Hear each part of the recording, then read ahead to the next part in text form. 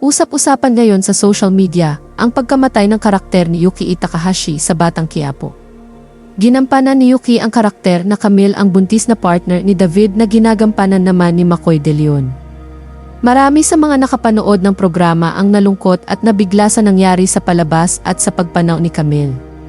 Sa kwento, tinuluyan na ni David si Camille nang saktan niya ito matapos tangkaing pigilan ang kasal nila ni Catherine na ginagampanan naman ni Ara Davao, na anak ng veteranong aktor at direktor na si Ricky Davao.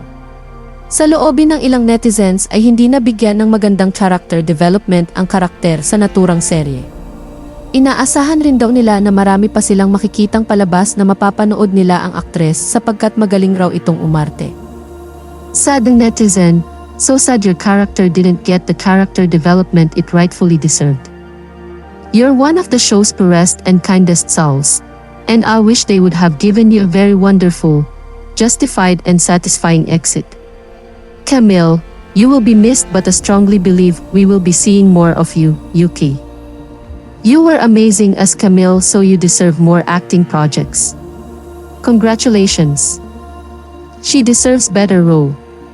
Hindi pang takip role lang, grabe ginawa sa karakter niya, walang freedom, walang ginhawa.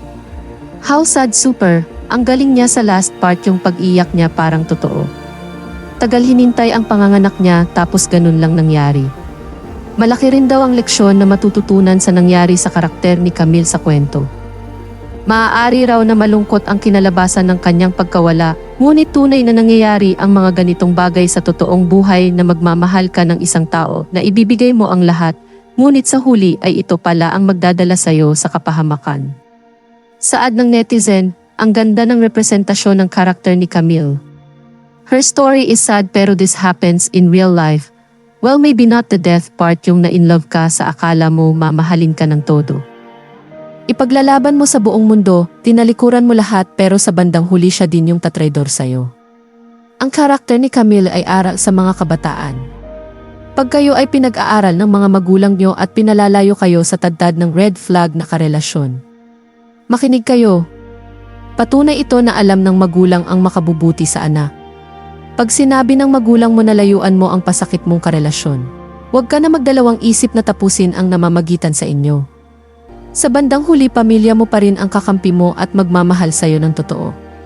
Hindi rin naiwasan ng mga netizens na makonekta ang nangyari kay Camille sa naranasan nila sa kani-kanilang buhay.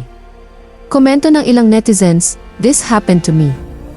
Yung akala ko, siya na yung taong tatanggap sa'kin ng buong buo. Pero yun pala, wala naman talaga siyang paki sa'kin kung ano ako. Basta nabibigay lang sa kanya yung gusto niya. Yun lang, buhay pa rin ako pero yung buong mundo ko gumuho."